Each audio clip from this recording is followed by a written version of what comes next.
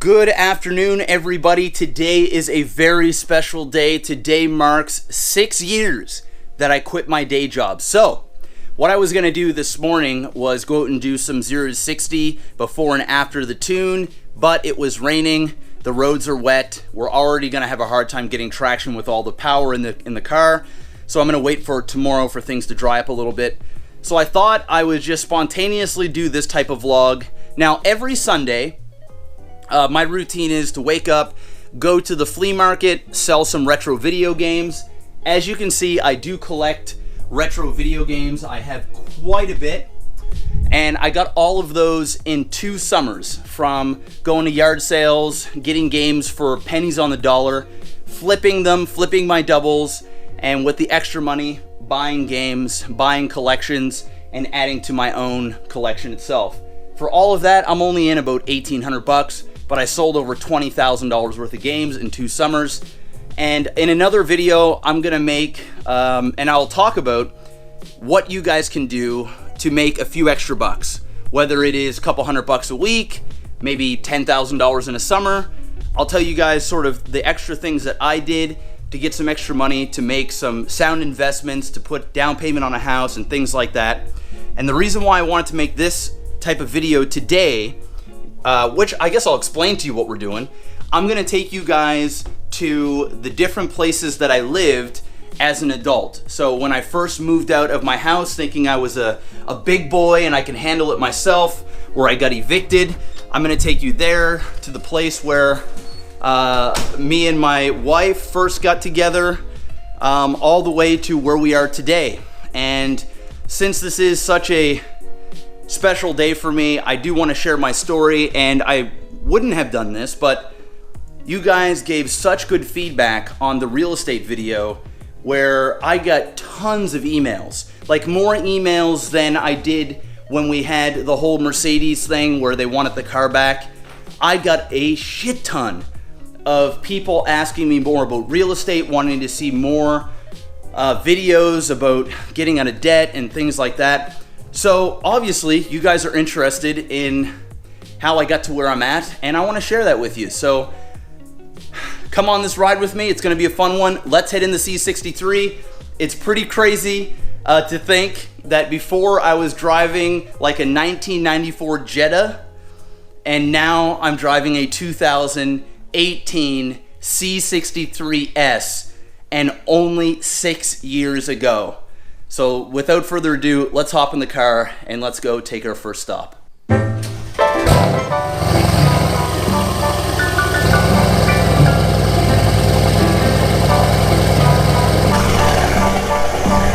I love the cold start.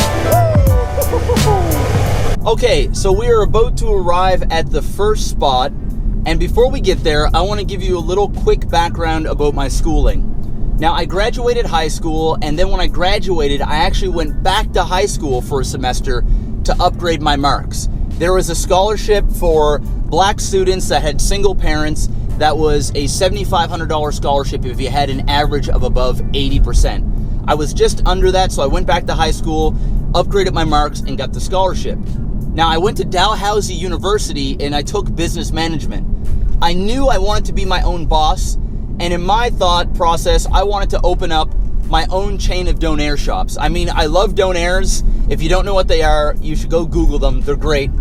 And I was gonna open up my own chain of them in Montreal because they don't actually have authentic donaires there. I thought it was a cool idea. And so I went to business management, made a business plan and all that fun stuff. But when I got there, after a semester, I realized I didn't give a shit about school, and all I wanted to do was party, get laid, party some more. Oh, and did I mention party? So I took out a student loan, even though my scholarship was covering my my schooling. Took out a student loan, and I also got a credit card. Bad life choice. The reason why I got those things is because I wanted to live on campus. The reason why I wanted to live on campus is because I moved out of my house where my parents lived when I was 17. The reason why I did that is because my parents split up, and my mom and my sister moved into an apartment building, and my mom asked me you know, should I get a 2-bedroom or a 3-bedroom? And at the time, I was just tired of the drama in my household and the family issues that I was like, no, that's fine. I'll take care of myself. Get a 2-bedroom. I thought I was mature enough and I thought I had it all figured out, but I was stupid. And I moved out and lived with my friend and his mom, and I didn't really like the way that they ran their house. They were religious. They did Sabbath every Saturday where you couldn't do anything. You couldn't like watch TV. You couldn't do anything. And I just was tired of that because I'm an idiot. I had a free place to stay. But so when I went to university, I wanted to live on campus because I wanted to get out of that environment. So I took a student loan, got the credit card, jacked up all that stuff, and I ended up dropping out. The reason being because my marks started to drop and I was losing my scholarship, or I was about to lose my scholarship for the second semester, and I said, screw this. I knew I always wanted to be my own boss. I was the type of guy that wherever I worked, I always gave it 100%, but at the same time, I would be complaining about other people. So if people were taking too many smoke breaks, if they were on their phone constantly, I would get pissed off that I was getting paid the same amount of money they were, but they weren't putting in the amount of work I was. And that's one thing that I can always say that I did well, was I worked hard, and I got that from my father. He has great work ethic. And so I knew I wanted to be my own boss. I didn't really like authority all that much, and a lot of the times I always thought I was better than my bosses, which was a curse and a blessing all at the same time. So I dropped out of university, and that is where we are today. I'm going to show you this spot right here. I met my good friend Wayne when I worked at Empire Theaters after university, and he lived here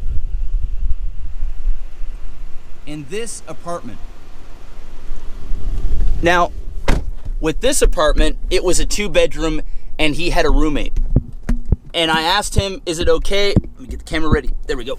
I asked him if it's okay if I crash with him, you know, and I'll give him whatever I can. In fact, that back patio right there, I spent a lot of time.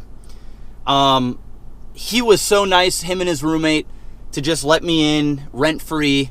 And, you know, I would buy booze and we partied a lot, and, you know, I would buy pizzas and things. I would try and chip in my own way, but at the end of the day, I was a leech. I was a bum. And I lived in his walk-in closet for months.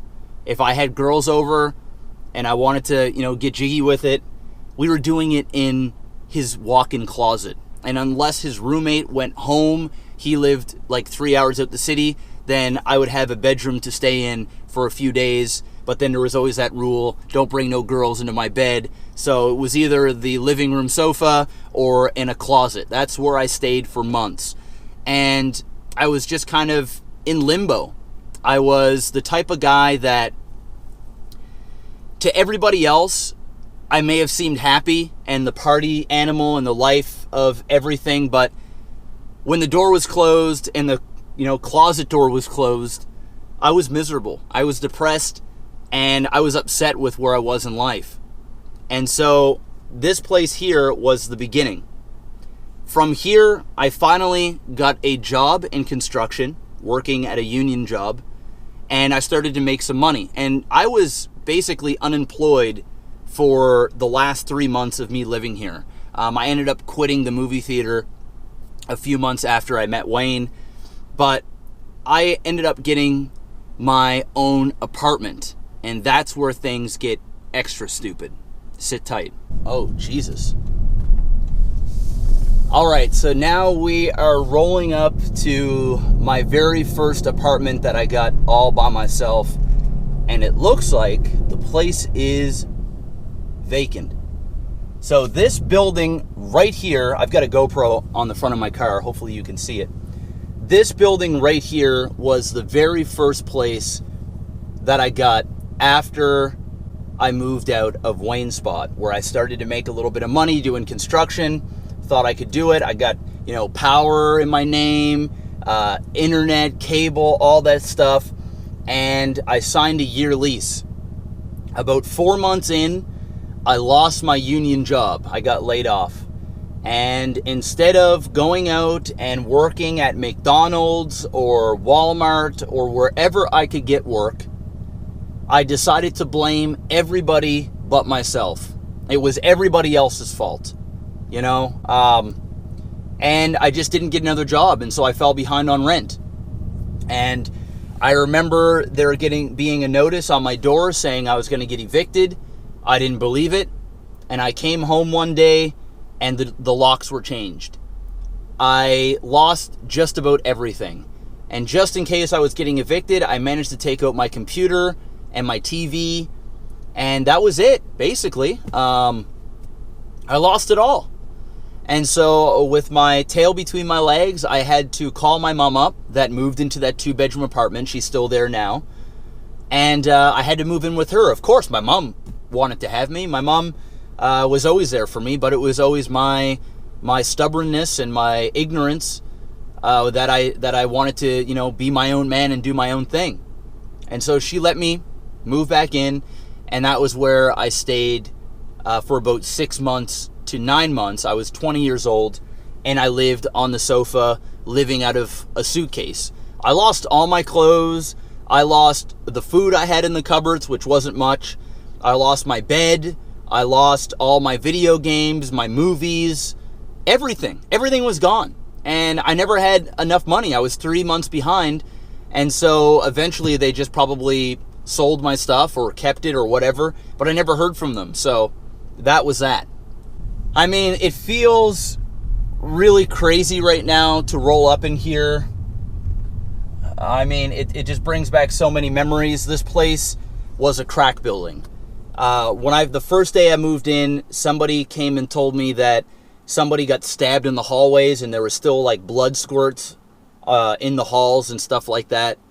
Kayla, my wife, we kind of had a thing going on during that time, and she would be even nervous to walk through this neighborhood at night. So, you know, I'd have to go pick her up or you know, take her to the bus stop or whatever, just because this wasn't a safe place to live, but it was all I could afford, and it was all that people would give a young guy that had bad credit, because remember, I went to university and I jacked up my credit cards and never paid them.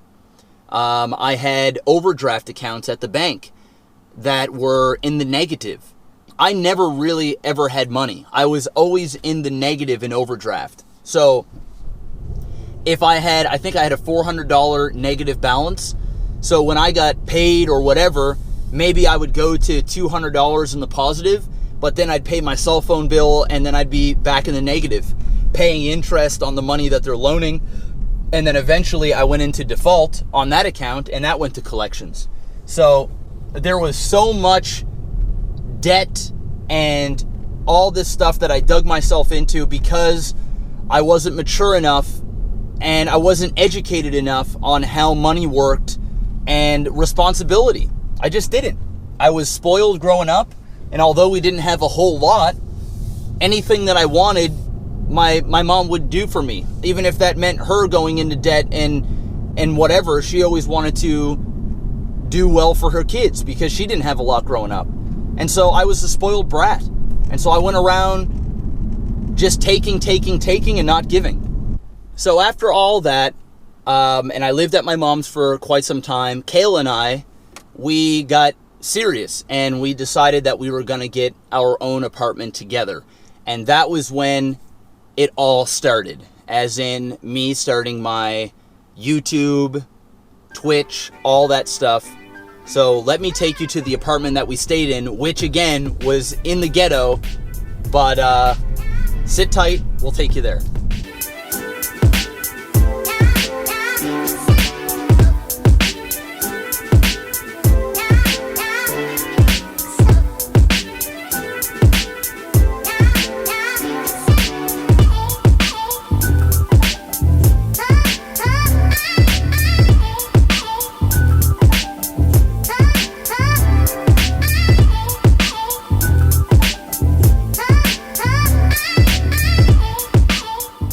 Alright, so we are now at Kayla and I's first apartment, right there. We lived in the top right spot, right behind the tree. And this was where I made my transition, so to speak, from being an unresponsible douche to a responsible douche. No, but at that point when I was living with Kayla, I knew that she was also dependent on me. She was also really supportive as well. Like, we were pretty broke here. I was still in crippling debt. To me, it was crippling. Having creditors call me all the time. I was always playing catch up on bills, living paycheck to paycheck. But I also had a few extra dollars to, get takeout for us or something like that, even though that should have been going towards debt. But I was becoming comfortable. And that was when I made a transition. And while I was working at Swiss Chalet, my good friend Adam, who is known as Nova War, I went over his place and I said, man, can we start up a YouTube channel together? I hadn't hung around with him in a long time. We were childhood best friends, and I was just hanging around with people that wanted to party, and I had a girlfriend now, and so I was distancing myself away from other people that would kind of get me in trouble or whatever the case may be. And so I went to Adam and he said, sure, I'll start up a YouTube channel. And that's when we started Life's a Glitch TV. Right in this apartment. We started that and we created a series called When Cheese Fails. Now I'm really speeding things up. And we started to get some traction. So I remember getting my first YouTube paycheck. It was $500. And of course I had to split that with Adam. So I got $250. In fact, I got the whole thing because we were in a little bit of debt. I went out and bought a microphone and things like that. He wasn't working. He was finishing up university. And getting that $500 paycheck from YouTube in just, I don't even know how to explain it. It changed my perspective on everything. Listen, I was at a low. And although I had been lower, living in a closet and things like that, I was at a place where I felt lesser than everybody. My friends were getting married, they were graduating university, they were starting their careers, and there I was working as a server, in debt, driving a 1994 Jetta that I bought for, I think, $1,600, and it was fucked. And I made $500 doing something I loved. I wasn't planning on making money with those videos. It was something I did for fun. And then all of a sudden we got a check. And I became obsessed with success from that moment on. And I would go to work at Swiss Chalet. I would do split shifts, so I'd work in the morning, at lunch, and then in the evening, so in the afternoon, I'd come home, I'd record videos, I'd edit them, upload them, go to work, come home, record videos, edit them. I don't know how Kayla and I stayed together. Honestly, she was a rock through everything because I was working 15 to 20 hours a day every single day. And I am not exaggerating. Anybody that has been here for a long period of time will know I obsessed with making videos. Not only was I, when you work a 9 to 5 and you had an extra $500 coming in a month, that changes the game. $500, what would some of you guys do for an extra $500 a month? And doing something that you absolutely love. A lot of you guys here probably love cars. So imagine driving around and making a car video and making money from that on top of your 9 to 5. It changes your perspective on working because it was no longer work, it was fun. And so $500 a month became $1,000 a month, became $2,000 a month, became $5,000 a month. And of course, we were splitting that between Adam and I. And once we got to about $4,000 to $5,000 a month that our YouTube channel was bringing in, I was now making more money doing YouTube than I was my day job. And so today, September the 17th, 6 years ago, I quit my day job. I saved $5,000 in the bank between my day job and YouTube, and I quit. My boss was super cool.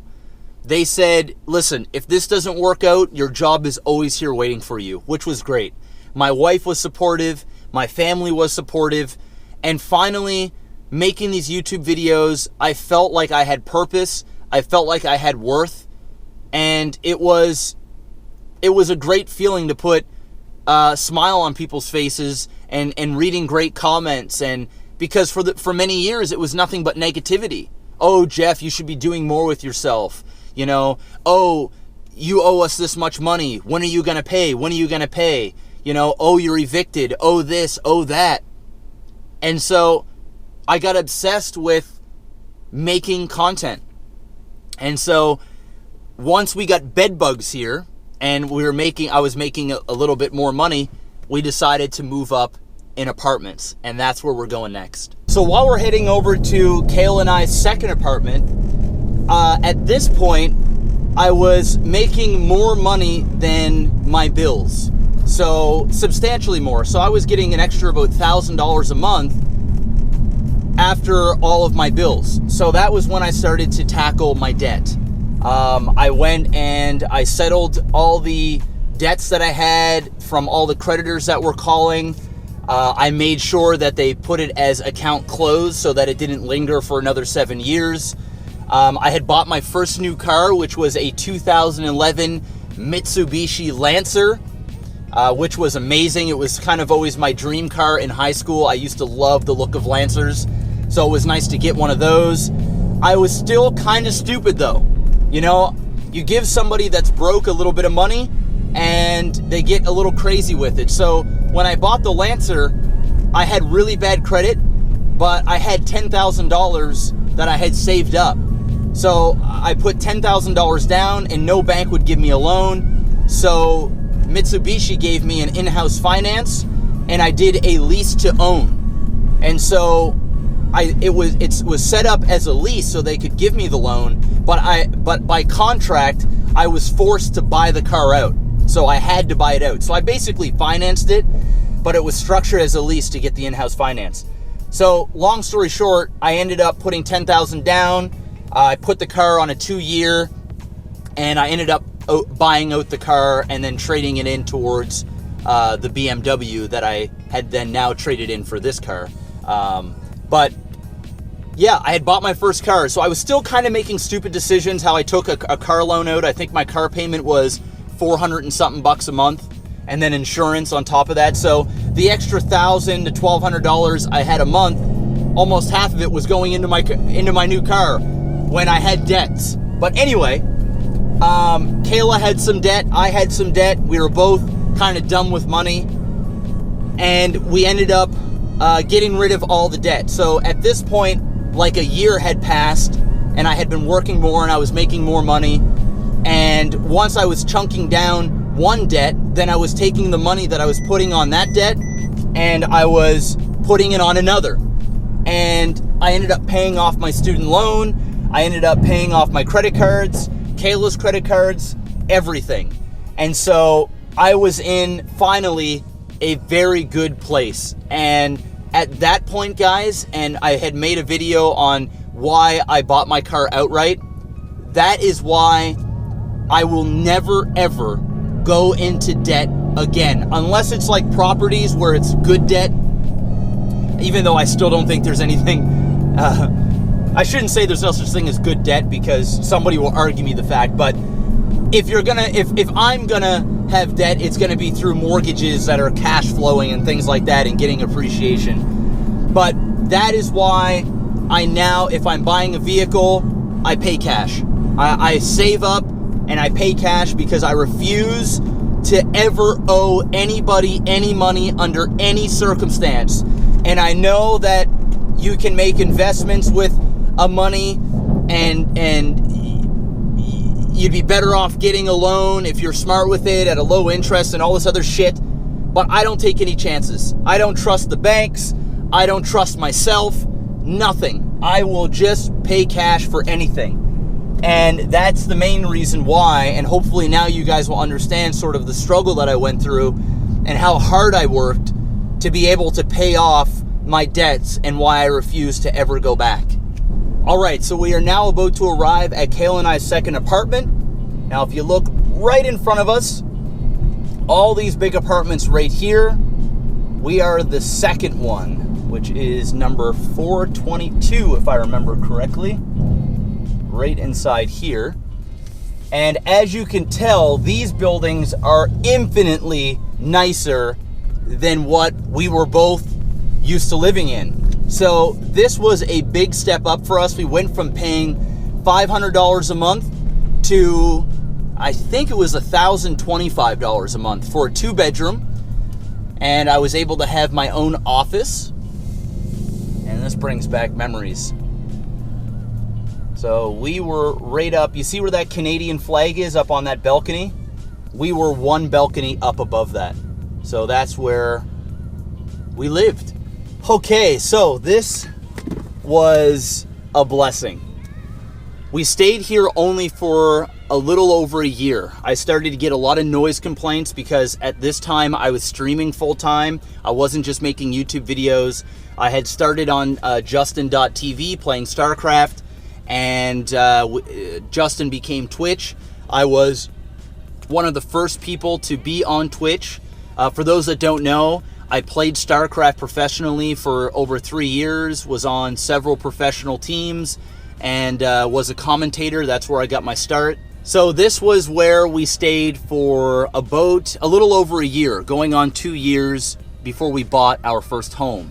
The reason why we only stayed here for a little over a year is because we started to get a lot of noise complaints. I was streaming, like I said, about 15 hours a day, constantly making videos on Twitch or Johnston TV at the time. And I was getting in trouble. The cops were showing up. And so we were like, we need our own spot. And at the time I was making even better money than what I was before. And so I had, like I said, paid off all of our debts. And when you don't have any debt except for paying rent and utilities, and Kayla always took care of the utilities, I was able to save up very quickly. The vast majority of my money was going right into the bank, and I was able to save up enough to put a down payment on a house. Now still, no banks would give me a loan because my company now was new. And when you have a new company, you typically need like 2 years of yearly income, and then they take an average. But I had just started up my company like a little over a year, and I had bad credit. Now my credit was getting better because remember, I had gotten a car. I was making all my car payments. I had a credit card still, but I was paying it off right away. And so I was building credit. Only one company would give us the loan, and it was a company out of Toronto, and I was paying a 6% interest rate, which is insane for a house. But it was only like that for the first year, and if I had made all my payments, then I would be able to go down to like 2.4, whatever the interest rate was then.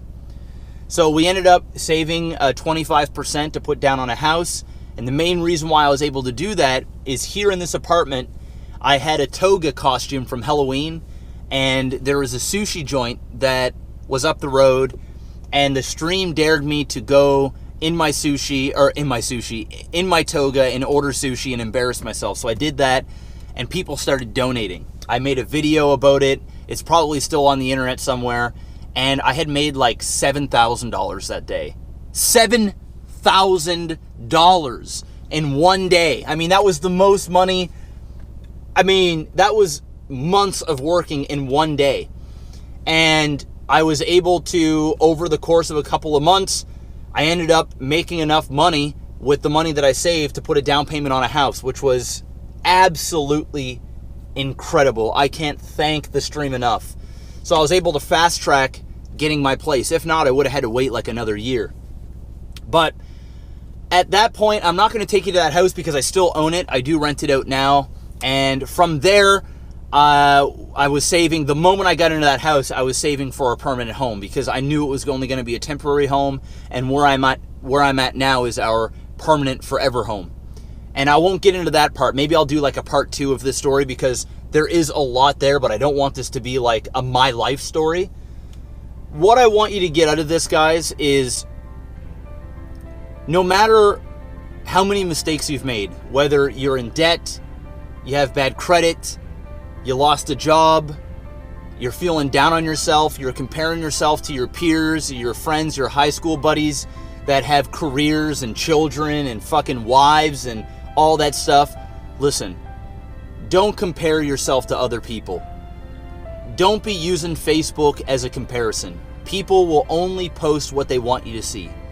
Facebook, social media, Instagram is a highlight reel of what people want you to perceive on how their life really is.